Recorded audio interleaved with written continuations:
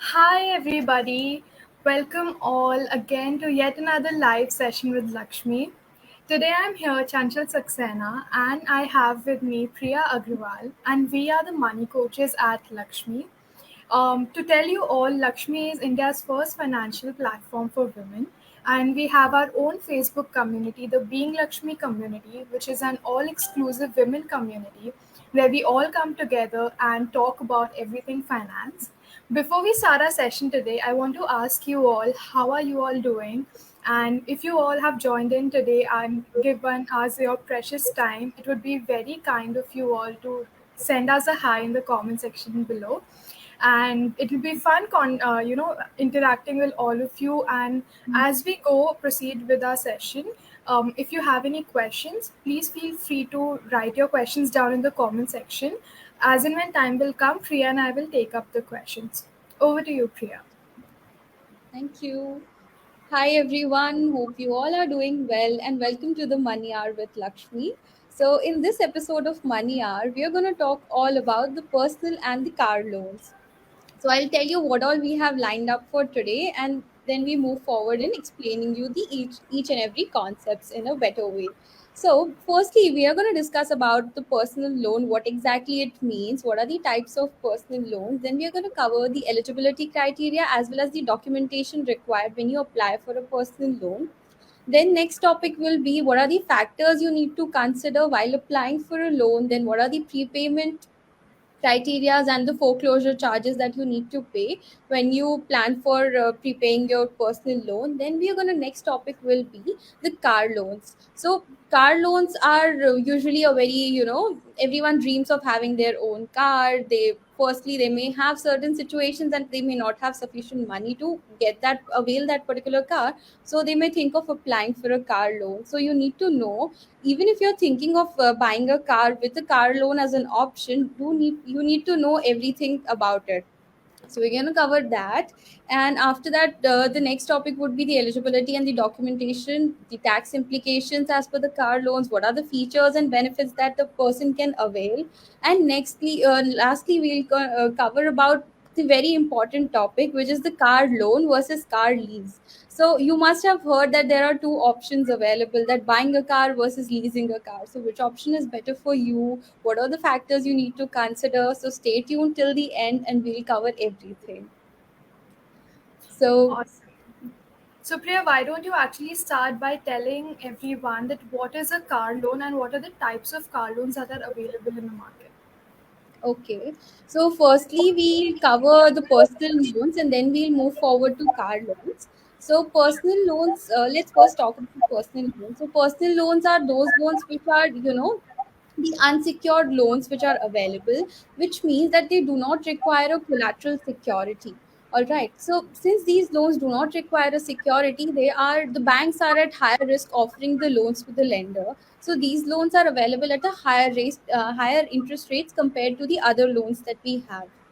So you can get a personal loan for various purposes, like availing a fund for a marriage, or for fulfilling the education expenses, home renovation, going for a vacation, or medical emergencies, or any other expense. Even the day-to-day expenses, if a person is having a cash crunch, they can always avail a personal loan. But since these loans have easy accessibility and requires a minimum documentation, there are various criteria that you need to consider, because everything comes with a cost. All right. So let's move on and see what are the eligibility criteria and the documentation required with personal loans. Sure. So, first things first, it's important for all of us to understand that a personal loan is an unsecured loan. That means it does not require any security or a collateral against the money that you have borrowed from a lending institution or a bank. And hence, for this purpose, the bank needs or the lending institution needs to ensure that you have an active repayment strategy with you. And that's why, for eligibility, the first thing that they look up to you is your source of income. If you are a salaried person or a self-employed person, Now, within these main heads, there are more criteria that you need to, meet in order to get your loan amount disbursed. So it could be various things. It could be your age, it could be your net income, it could be your civil score, it could be the loan amount that you're looking for. Now, there's one thing that getting a personal loan is actually not a huge deal, or it's not a big problem. The problem is to attain the right amount. For example, if you would be looking for a loan for a 1,50,000, but because of your supporting documents, you might not get a 1,50,000, but you will end up getting somewhere around 70 or an 80.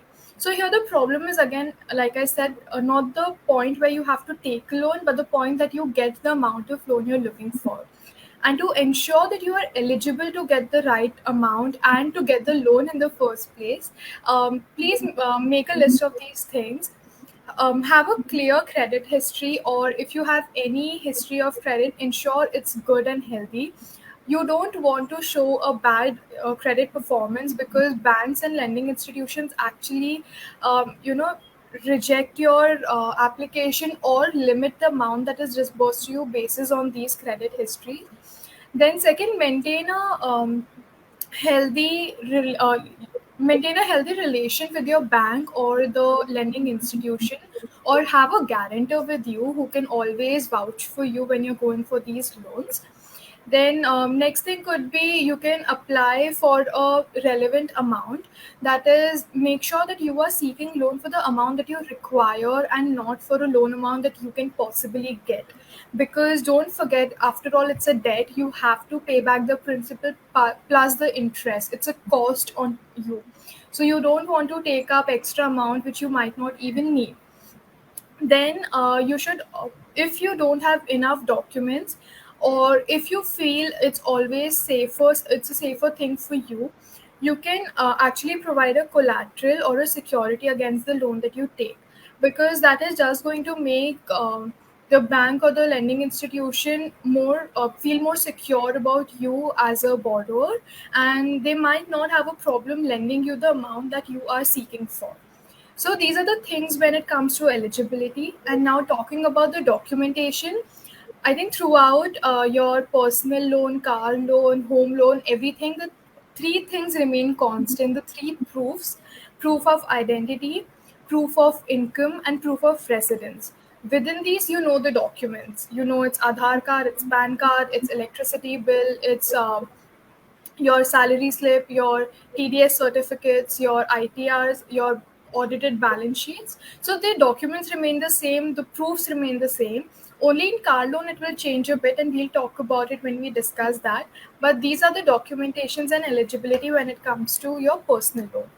But I believe that before we even talk about personal loan, it's important to understand the factors that one should consider before taking a personal loan. So Priya, why don't you highlight it for us? Thank you so much for explaining, Chanchal, the eligibility and the documentation in such an easy way. Because these loans are the things which people mostly face problems. They have to run out with. They usually go back and forth with the documents and with the bank also, and they face a lot of trouble. So it's good to have that checklist with them. So it's great. And we have Sai Deepika watching us right now. Hi, Sai Deepika. And for Hello. others who have joined us, do drop us a hi in the comment section below. We'll answer all your questions here. And now moving forward to your question, Chanchal, as you mentioned that since the personal loan is available on there's a quick disbursal process, the minimum documentation, and there is no restriction on the use of loan, like where the funds can be used. So as long as it's legal, I would say the use of funds is legal, then they can, there are various factors that person needs to consider because it's available at an easy cost, but uh, it impacts your financial situation a lot. So, firstly, as Chanchal mentioned before, also you need to see what is the loan amount you require and what is the tenure of the loan that you are looking for, because accordingly your EMI will be decided. And before that, also you need to see what is the purpose of the loan that you want for. Like it shouldn't be like you are having short of money for some vacation that you don't necessarily require right now, that you can postpone, have some savings and then go for it, and you just go for the personal loan, apply for it. But you need to see what all cost it comes with. Then the next parameter is the monthly EMI that you have to pay. So you need to be prepared for paying the monthly installments, that is the equated monthly installments, because it will be a continuous expense till you pay off the loan. You need to see that are you able to manage the regular cash outflows that you will be having after applying for a loan. So you need to be prepared beforehand only, and make sure that the overall EMIs of out of all the loans that you have does not exceed 50% of your total income. So it should be below 50% only.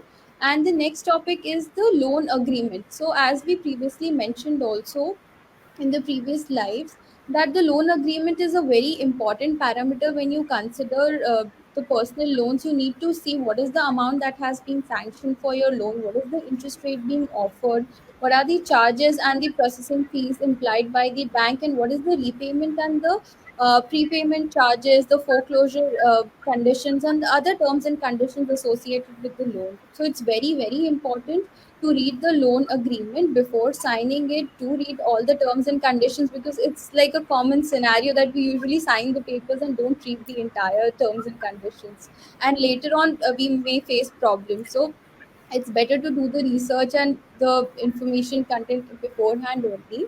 And the next thing is the loan amount may differ on the existing debts and the monthly income, the credit score, etc. So you need to have that in mind before applying for a loan, that what all existing debts you have, will you be able to pay for one more debt you are planning to avail, and the credit score, are you like having a good credit history, have you been consistent in paying off your loans, the previous loans that we may have.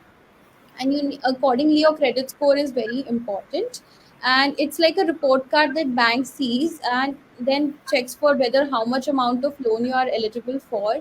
And if you have a good credit score, that is a 750 above credit score is considered as a good score. So you can always negotiate with the bank in terms of the interest rates you want, and you can also negotiate on the processing fees and the other charges.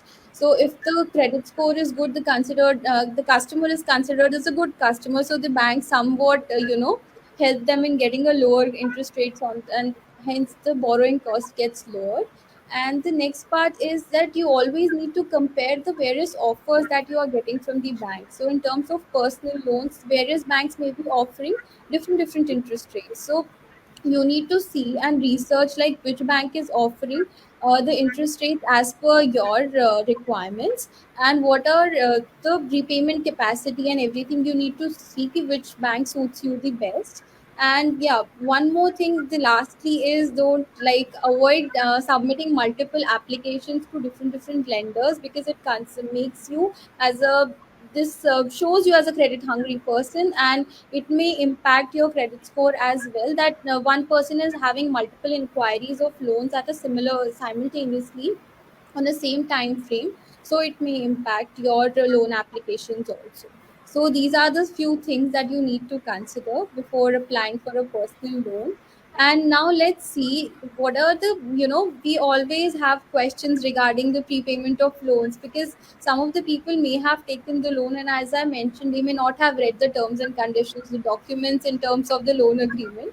So, Chanchal, why don't you brief us about the prepayment and the foreclosure process and the charges, what the customers can see, and now they can process it with further? Definitely. In fact, yesterday I made a post on the community asking women what are their pain point when it comes to personal and car loan, and I could say that most of the women share the same experience, that the loan amount that you have to repay is really high because the interest rate is really high on personal loan, and the tenure is very low. So for an for a personal loan, how it happens is that you get a interest of around 9 to 11%, or it can even go to like a 16%, but that's what a normal range is, and it is said you have to pay that loan in the next 4 or 5 years. So it's like it's a lot to take in, and to pay that off, it becomes a very huge challenge. And to solve that problem, people resort to this whole concept of pre-closure or foreclosure that you say. So there are two types of prepayment when it comes to repaying your loan amount.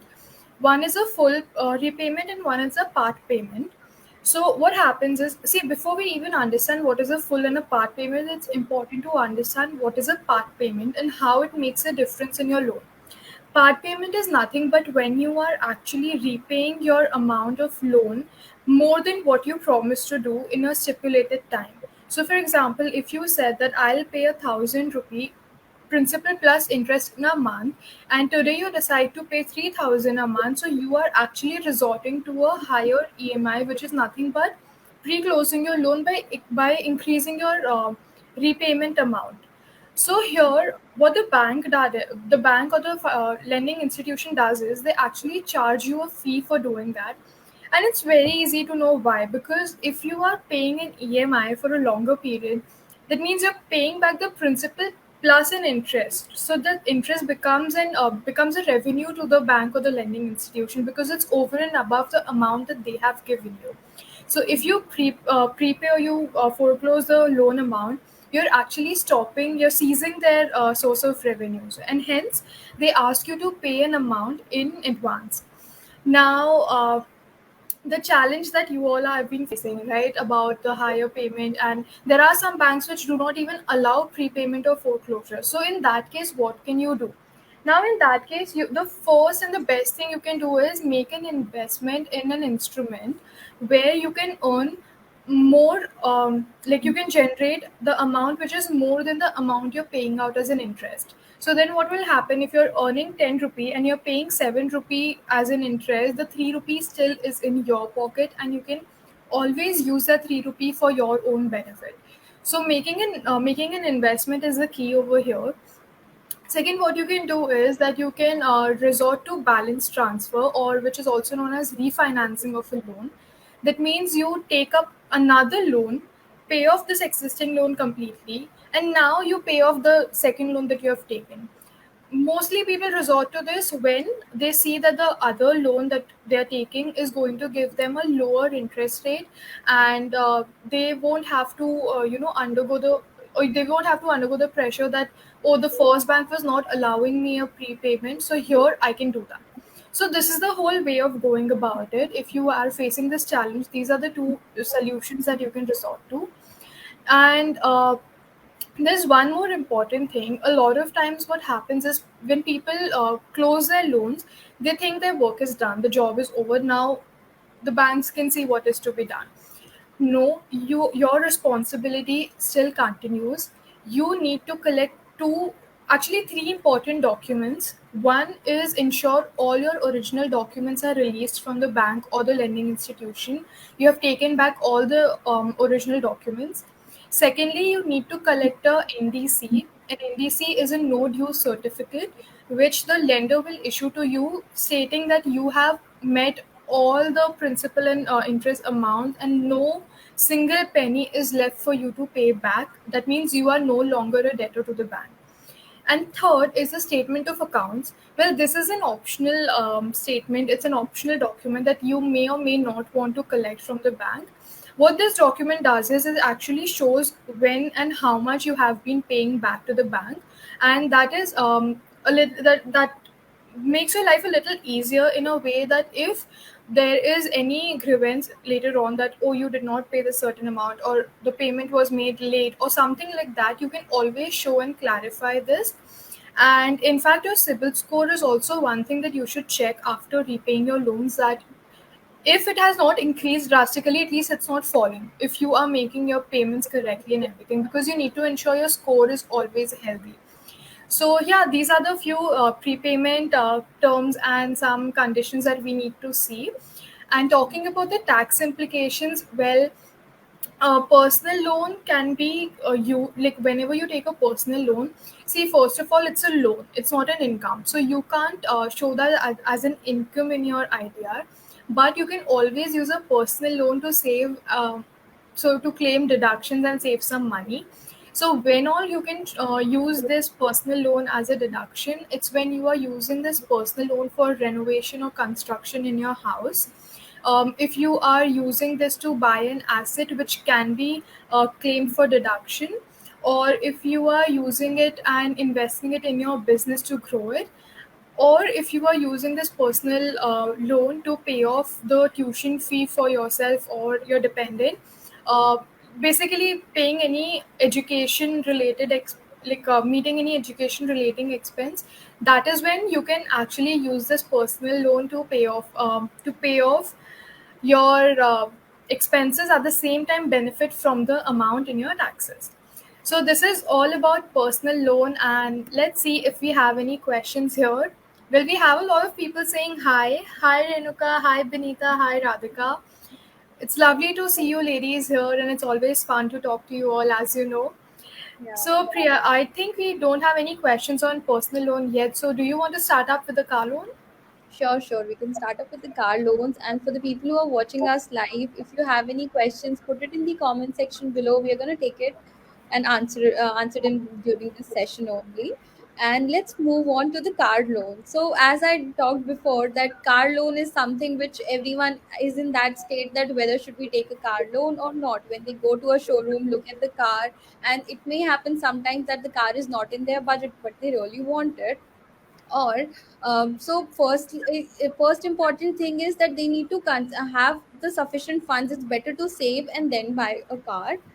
And if there is something that there is a need to buy that car, if it's something which is a requirement, it's a need and a necessity rather than a desire, then they can think of having a car loan. So car loan is something, it's like a secured loan where the car is kept as a mortgage with the lender.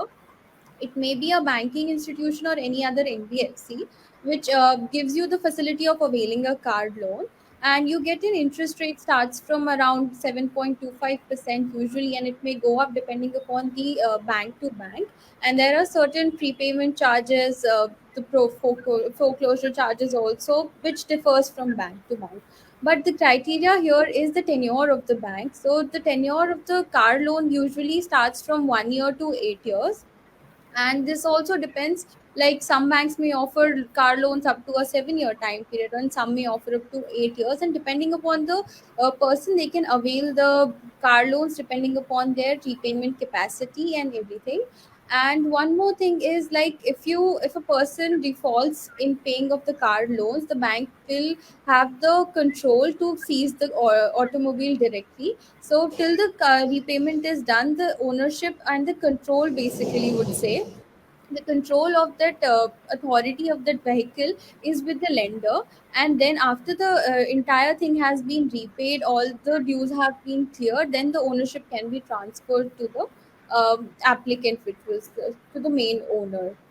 So as we move forward towards the car loan, Chanchal, I would like to know, for like you to explain what are the eligibility criteria and the documentation one needs to consider while applying for such loans. Definitely. So, the eligibility and the documentation somewhat remains the same. What we talk for the personal loan, like I said, like all loans come in the same bracket of loans, right? Yeah. So, when it comes to eligibility, again, your source of income, your CIBIL score, your age, and these things matter. But there's one more thing.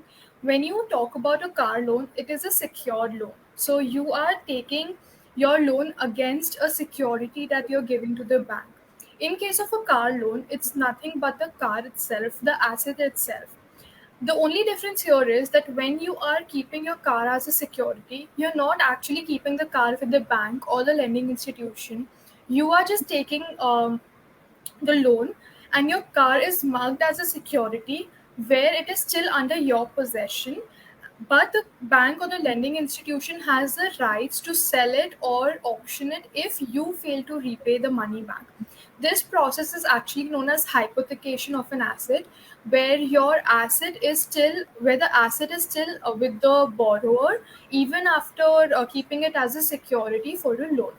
So here, since the hypothecation takes place of the car, even if your CIBIL score is not up to the mark, even if your salary is not up to the mark, or even if you fail to match the high standards of taking the loan, you're still given a loan for that marginal difference, because they believe that as an asset they still have your car to settle any grievances.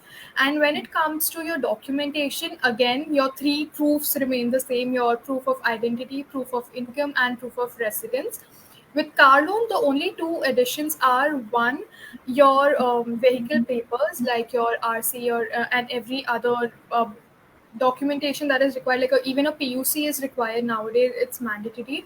And secondly, what they look up is for your driver's license or the license of the person who's the owner, because why will someone buy a car if they don't know how to drive? So it's important, and actually it's equally important because when you are taking a car loan, they also want to know that you have taken a car insurance against your car, so that if you it's your car insurance is not there just to protect you and the third party and the car, but also to secure your loan repayment. And when you go for a car loan, that is when your driving license will actually be required too. So it's better to have all your documents in place beforehand. And I think Priya and I emphasize on this enough, that make sure your documents are complete and accurate, because anywhere you see anywhere the bank or the lending institution finds a fault, either your application gets rejected or you can actually fall into a whole trap of fraud or something, or like any case or any legal charges can be made against you. So ensure all your documents are accurate and complete. So yeah, these were the documentation and eligibility. But Priya, I think before moving, we have a couple of questions here. Let's address them. Sure, So we definitely. have a question from Preeta Subramaniam. Preeta, hi, and I'm so happy you joined our session. So Preeta was actually in conversation with me yesterday when we were talking about the pain points of personal and car loan, and we had a good chat about her personal challenges. And I'm so happy she joined in today. Thank you, Preeta, for coming in. Her question is, in which sections can we claim the tax benefits for personal loan? So, Preeta, as I mentioned, that your personal loan can be used in various projects, and accordingly, keeping in mind that your project is meeting the requirement of the tax deduction, you can claim a deduction. So, if for example, if you are using your personal loan for paying off for your construction or renovation, in that case it will be treated under your loan for home construction category, and then accordingly it will be adjusted in your tax claims. Yeah. If you are using it to pay off your tuition fees, in that case it will be under section 80C, where you claim your deductions for tuition fees. If you are using it for your business propositions, and for example, if you have taken a car loan, if you have taken a car, actually car is a little too much, but if you've contributed towards your car, and that is for the purpose of your business, then that you can show under section 80 double EB or a triple EB. It's section 80 EEB, yeah, double EB. And under that you can show it as a asset for your business. So accordingly, wherever you make your investment, depending on the head, you can claim your deductions under your sections which are mentioned for tax deductions. So I hope that answers your question. Okay, all right, that's lovely. So next question we have is from Divya Shankar. She's asking that personal loans are generally not recommended because of the high interest rates, and that's considered an inconvenience. So what are your thoughts on it? So Divya Shankar, firstly, hello and thank you for joining us for this live session. And since you are absolutely correct in terms of the personal loan is not recommended, and even debts are not recommended in some terms, but what you need to see is there are certain situations that the person is in need of urgent money, and they may not have that regular investments, or in that particular case they may want some instant money, and their personal loan may be a go-to option, and it's not recommended, but in case of urgent needs it's an option that a person can always avail. And one needs to consider the cost associated with it. As you mentioned, the interest rates are really high, it can go up to 20 to 25% also. So it's very important that you need to identify the purpose, the amount, and then decide whether you should go for it or not. So these are my thoughts. Any more ideas you want to add, Chanchal? Yeah, so I think I agree with you, Priya, what you said. Also, Divya, there's one thing, that when you are taking a loan, the reason you're taking a loan is because you want to meet an expense. And the reason you're taking a loan to meet that expense is because currently you don't have the entire funds to pay it off. Now, it might happen that you want to you want to meet an expense of 10 lakh, and at the same time you have an FD of 10 lakh. Now, just imagine this way: if you break that FD, first of all, you'll have to pay a penalty. Secondly, you'll stop your investments, and the whole 10 lakh will be, diverted toward that one expense at once. But if at the same time you actually keep your FD as a security, whereas in case of a personal loan, you don't need to keep a security, but just in case you do, but even if you keep that aside, if you take a personal loan for that amount and you pay it off in the terms, yes, you are incurring an extra cost of that interest rate, which is higher compared to other loans, but at least you are not, you know, creating a leakage in your existing investments.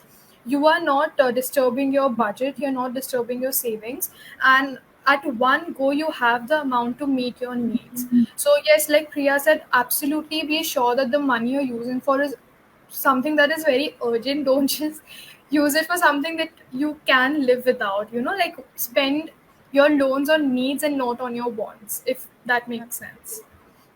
Correct, absolutely. You mentioned it really in a well way. And yeah, these process has been the loan approvals and getting the loan is very easy, and everyone is approaching towards, yeah, I can take a loan, I can avail a loan in just 30 minutes. But you need to identify like whether you actually need it or not. And some people usually, we are reading these days that people are taking loans for a vacation. So do they really need it? Like that's the first question you need to answer, and if yes, then you can obviously take and move forward, but if not, then you can always save and then plan your expenses ahead. So next question is from Actually, the one more thing, Priya, this question where she said that under 30 or odd minutes you can like take loans, is that's what written, right? Actually, it's under 30, the people must.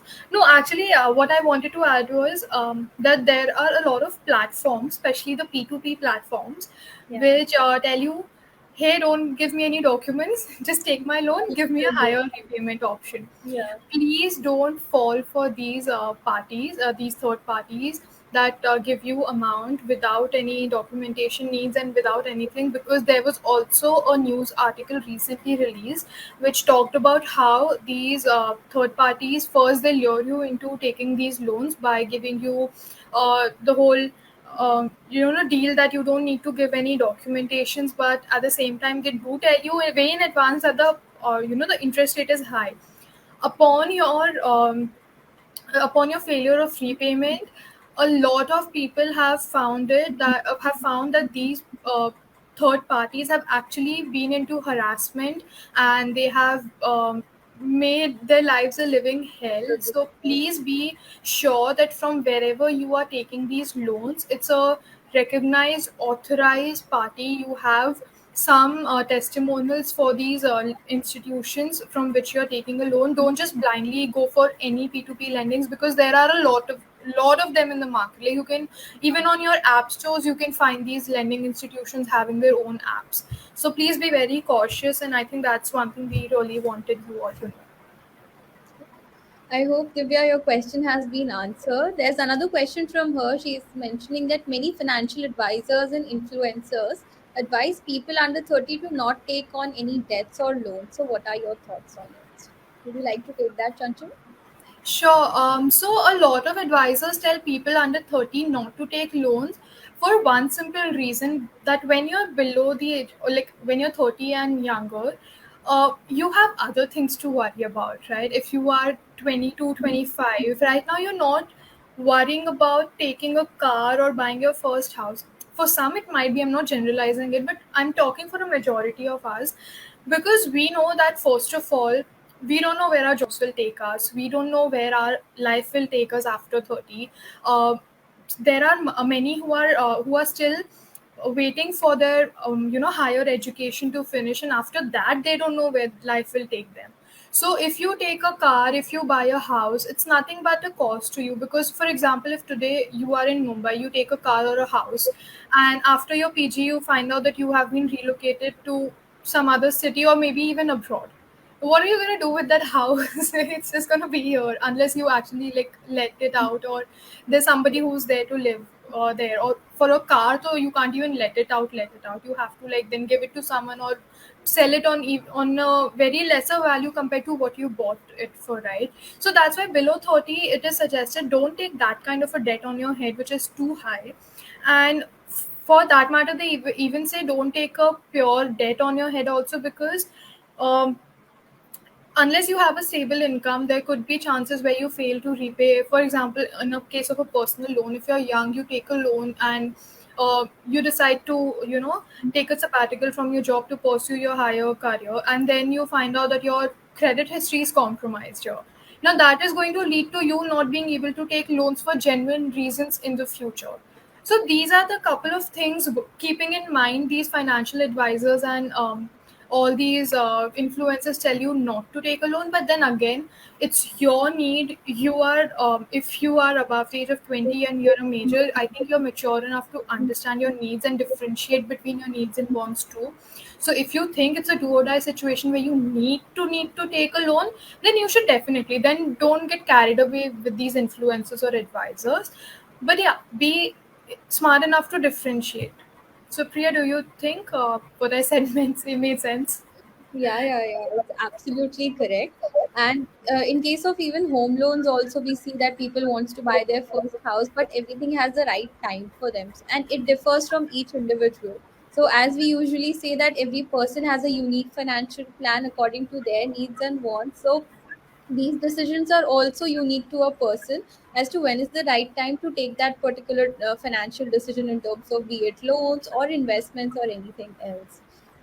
So I hope, Divya, your question has been answered. Do let us know if you have any more doubts or anything. And Chanchu, let's move on forward with the features and benefits that we have in terms of car loans. Sure. So let's see. So, in terms of car loans, when we see that it is a facility that is available if you want to purchase a car, it's your need, and you don't have that money to avail for such a benefit. So, the car loan is your option that you can consider.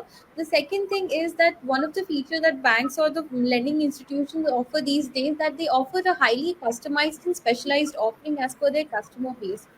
So these days banks have been offering giving us special offers, and they may offer customized plans also in terms of their loan offering, so that is available. And some banks even offer the 100% on road price of the car as a loan also, so that means that there is no down payment here. So this is also one of the facility that if a person has not saved enough money, specifically somewhat 10 to 20% is usually the down payment which is required in terms of general loans. So if the person has not saved also, then also they can have the facility of availing the finance up to 100% of the on road price of the car. So this also differs from the bank to bank, and these car loans are secured, so these are offered at a comparatively lower rates compared to the personal loans if we see. Since these are secured and banks have the security that even if you even if there is some default in terms of repayment, they have that asset which they can get the which they can use to recover their money basically. And the next thing is, the car loans are usually available at a fixed interest rate option. So earlier we saw that in terms of home loans, like we discussed that there are two options for people to consider in terms of interest rate. So one was the fixed interest rate and the other is the floating interest rate. But in terms of car loans, the usually the banks offer fixed interest rate so that the EMIs are also fixed, and the person also knows that even if the rates decline or something happens, their outflow or inflow won't affect. So choose your banking or the lending institution very wisely.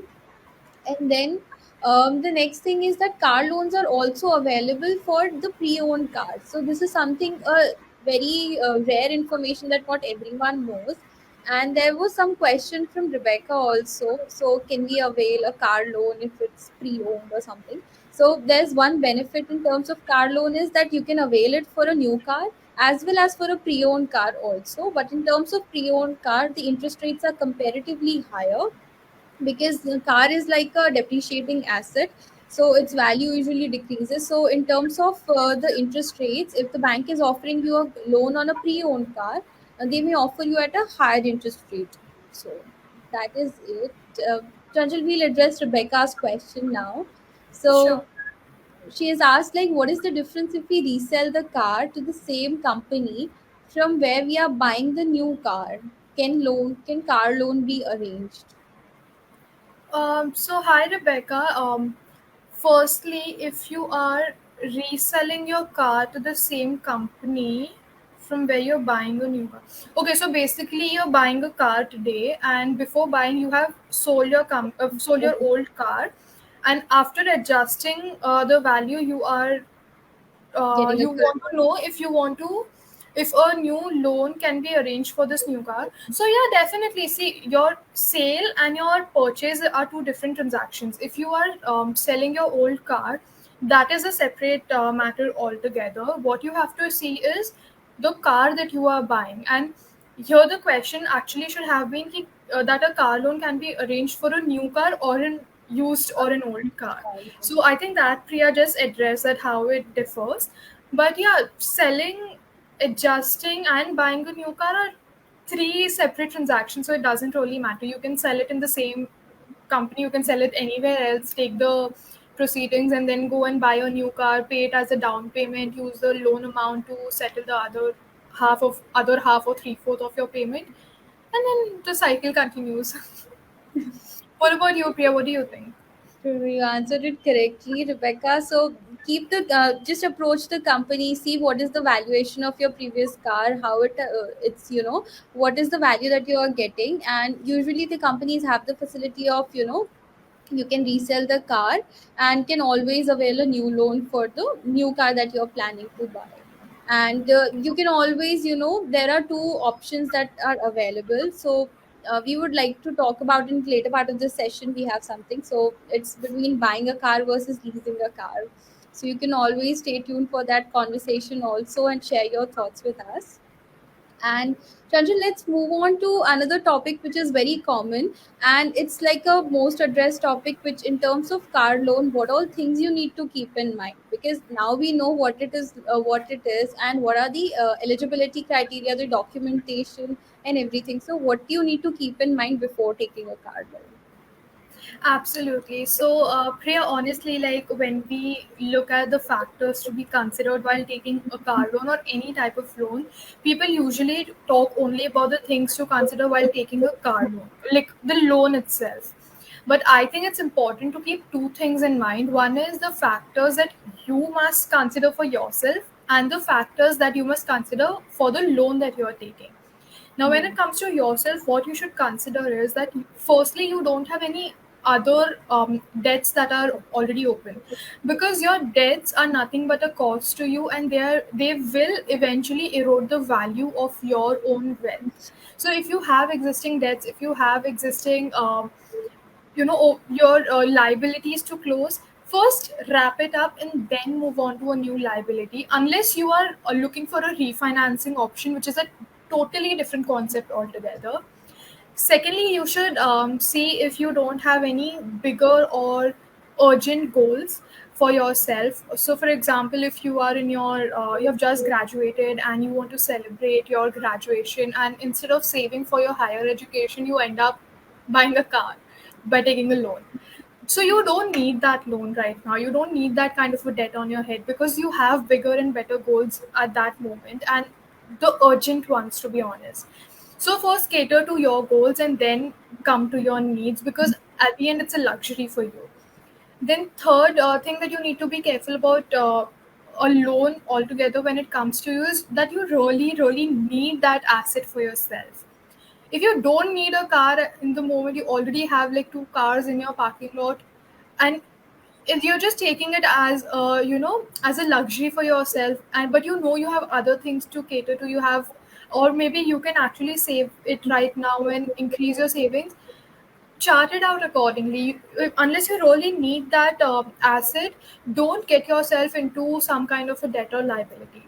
So these are the things I would say to take care of to take care of when you're talking about yourself. Whereas when it comes to loan, the one thing that remains standard is the comparison is the key.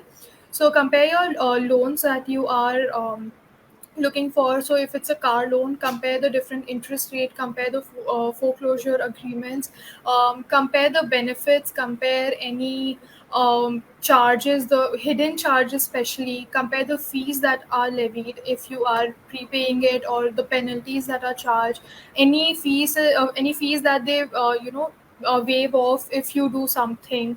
So all these things compare, pick a plan that suits you, that suits your need, and then you can go ahead with your entire loan process.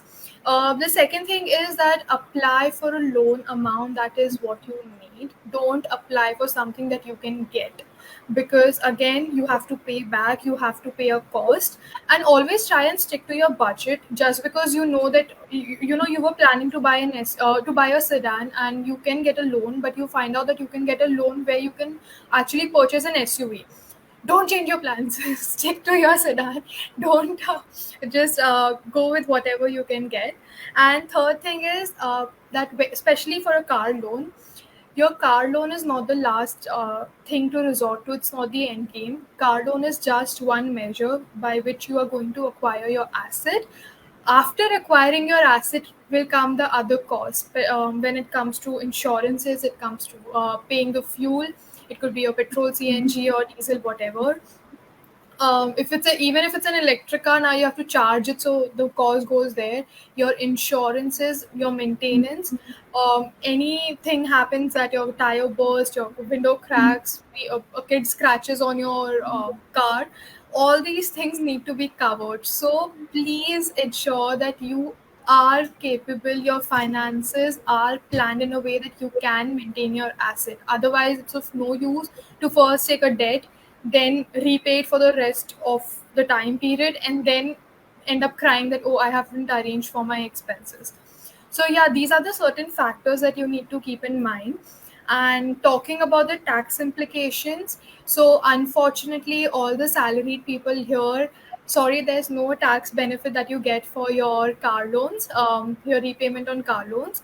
If you, however, you are a self-employed or a business person, in that case, if you show that your car has been purchased for your business use in or your employment purpose, in that case you can always avail your Yep. benefit. And one more thing that recently was discussed, that if you are taking a loan to purchase a electric vehicle, I repeat, any electric vehicle, in that case under section 80 EEB you can claim a deduction for up to rupees 1.5 lakh. So these are the few tax implications that comes when we talk about car loans. But yeah, these are all, and with that we have completed our personal and car loan journey. And now we will come to the most excited segment of today's session, that is car loan versus a car lease. Absolutely.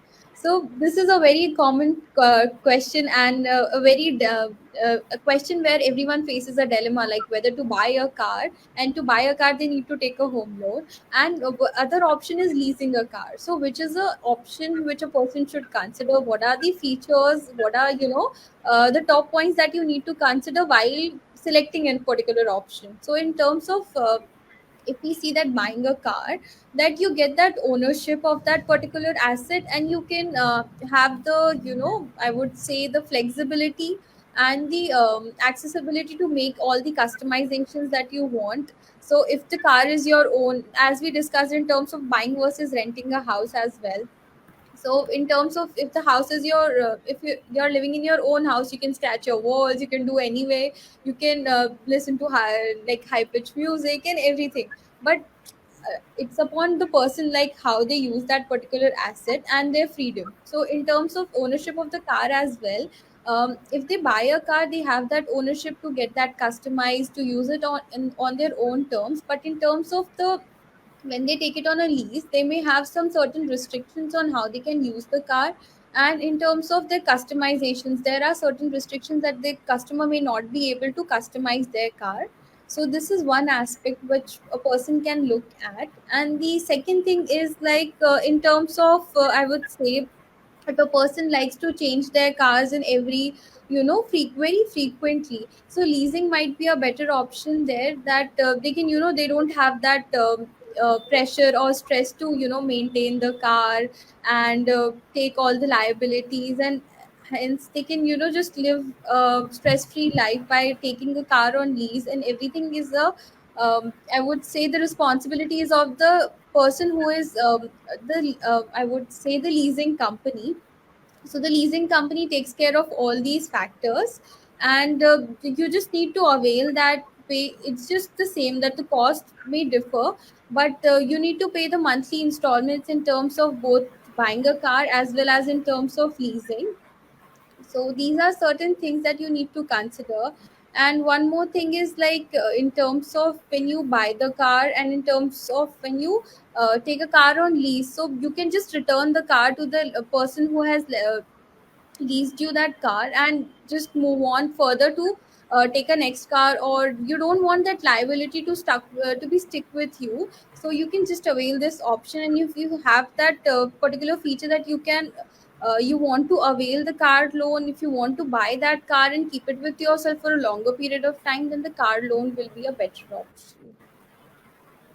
Chanchal, do you have any thoughts on this? Yeah, I think my net just acted up.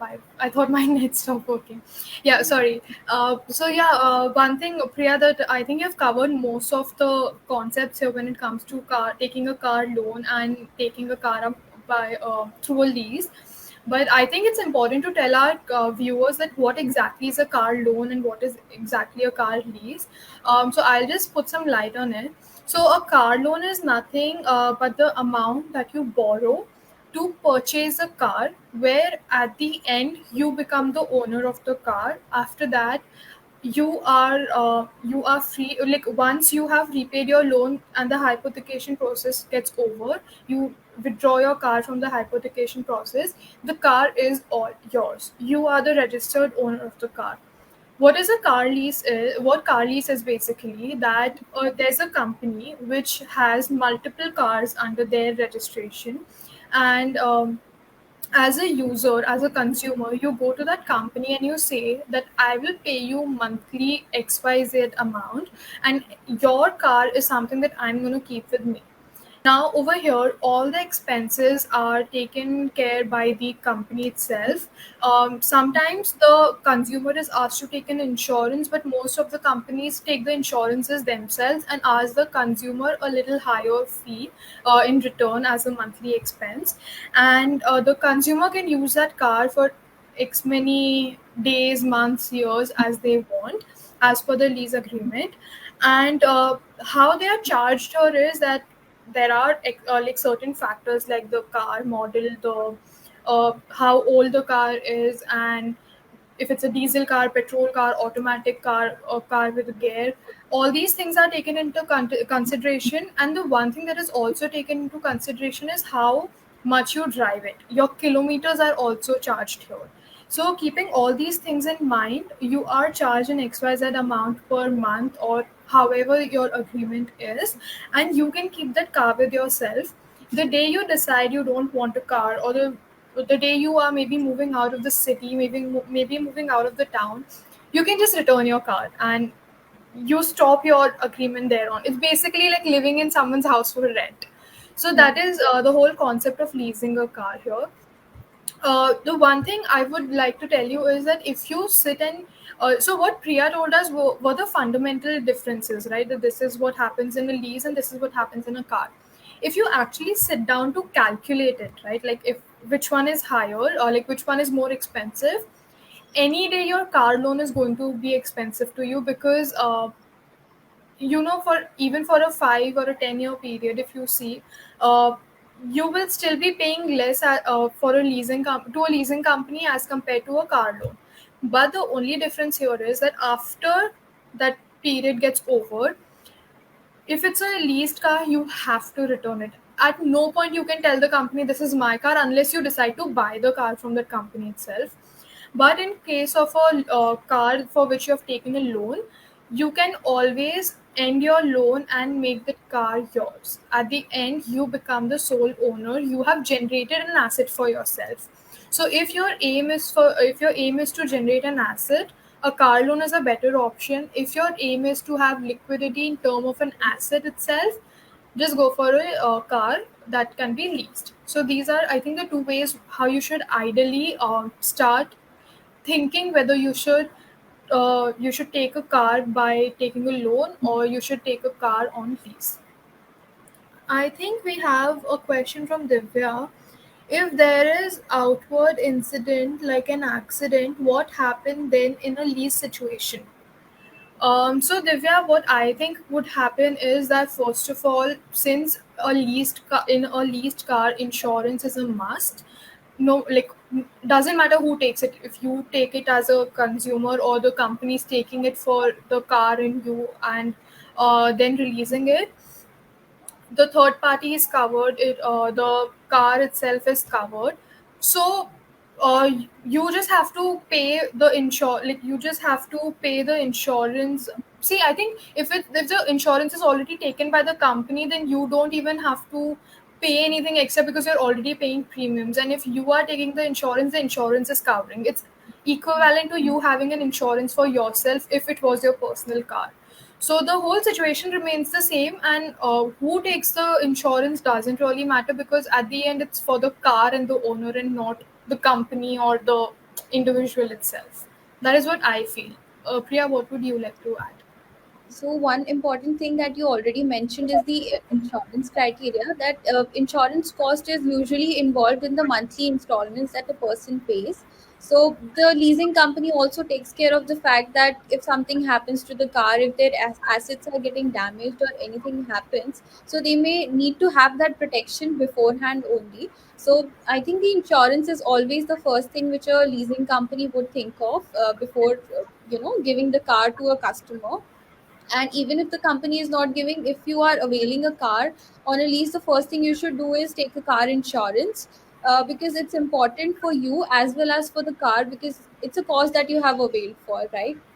So you need that amount of protection that is required. And secondly, in case there's something like this happens, firstly you need to report this issue to the company as well as to the I would say the nearest police station, that is so that the everything, the insurance claims and everything gets settled on a proper manner. Because if the issue is not being reported on time, there might be some cases that the claim is not getting accepted and the company may ask you to pay as a consumer to pay the claim. So it's better to report the incident on time to the company, in terms of the insurance company, the leasing company, so that they can process these claim processes further and you don't have to pay that charges. So I think we have answered your question. And for anyone else who is watching us live, if you have any questions, do put it in the comment section below. We'll answer it right now. Great. So after this, I think there's one more thing, Priya, that we should touch base on, and that is how to remove your car from an hypothecation once you have paid your loans, right? Because I think we have talked about how to avail a loan, the whole foreclosure, but then the foreclosure is not the end game, right? We have to finish it by taking the car under our ownership. So how that is done? So I'll just throw some light on it here. Once you doesn't matter if you foreclose it or pay it on in the given time period that was actually decided. Once your repayment is done, once all your repayment is done, the lender has to issue you a NOC certificate, that is a no objection certificate, along with the form 35. A form 35 is nothing but a agreement which talks about termination of hypothecation, the whole agreement, the termination of that agreement. And with these two documents, you have to reach out to your RTO office and submit it. And from there, you can carry on your entire process of removal. It can take up to 3 to 4 weeks for the bank to issue you an NOC. So, always be on your toes whenever you get it. Just go and submit it to the RTO because you never know how much time the RTO office might take to do this entire process. Now, it has been a big challenge for a lot of you that hypothecation is a lot of paperwork. It's a lot of rounds to the RTO office that actually upsets the consumers. And for that reason, you also have an option to do it online. You can always check your RTO's website and get whatever can be done through the online process. You can do it over there. And I'm not sure if it happens city wise, but I'm sure that in Mumbai it happens. uh, I think even in Bangalore you can do it online. So just check in as per your city's RTO office website if that process can be done online. And yeah, just submit your documents and get your registration changed on your RC. Your RC is your registration certificate of your car. First, the lender's name will be written there as owner. After your removal of hypothecation, your name should be shown as the owner of the car. And once all these changes are done, ensure all other documents of your vehicle are also updated, like your PUC, your insurance papers, and everything, with your name as the registered owner, because everywhere in RC copy is a mandatory document to be submitted. So once that gets changed, all the other places needs to be updated. You want to add something, Priya, over there? I think you have covered almost all the points, and I would just like to. Is my voice echoing? No. Okay. So Yeah. I just want to add, like, for all the people who don't know what hypothecation means, so it's basically, the asset has been kept with the bank. It may be a car, it may be your house in terms of a home loan or any other loan. So the basically the collateral is kept with the bank, and the bank or the lending institution hypothetically owns the has the control of that particular asset till the repayment has been done. So this is what you need to do after the repayment of the loan and everything is done. There are no dues left. Collect all the documents as Chantal mentioned before, that the no dues certificate is required, form 35, etc. Reach out to various authorities that you need to get approvals from, and then you can transfer the ownership of your asset towards your name, since you have paid the entire amount being in a long tenure. So you need to have that ownership right. So it may require some time. The process is time taking for some in some places, but it's usually, since you have waited for so long, so why not just fulfill the process for another 2 3 weeks and get it done. So I think we have answered all the questions that we have. And for all those people who are watching us right now, we'll be sharing the key takeaways of this session on our app. So do download it. And if you have any more questions, we are always there to answer your questions on a real time basis. So do post it there. You can find it on the App Store as well as on the Play Store. And if you want us to cover any more topics, arrange for a live session in terms of the topics of your choice, do put it in the comment section below. We'll arrange for a session. And we have a session planned for you next week on hacks to pay off your loans. Like, what are the uh, types of strategies that you can use in terms of paying off your liabilities. So we hope to see you next week on Wednesday itself at 4 p.m. We'll be there to answer all your questions. Over to you, Chanchal. Great.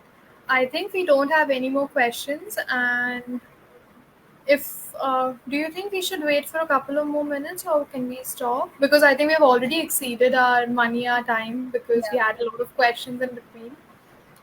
we can wrap up the session, and if someone has more questions, they can always download the app and we can answer it there. Great. Thank you all for tuning in today. It was lovely talking to all of you. And thank you, Priya. You were a wonderful host. And all of you, if you have questions, you know where to find us. And all of you, please stay safe, please stay healthy. Anything, any money related queries, your money coaches are always here for you. And we'll see you next time. Thank you, everyone, and do share your feedback in the comment section below. Thank Love. you. Bye.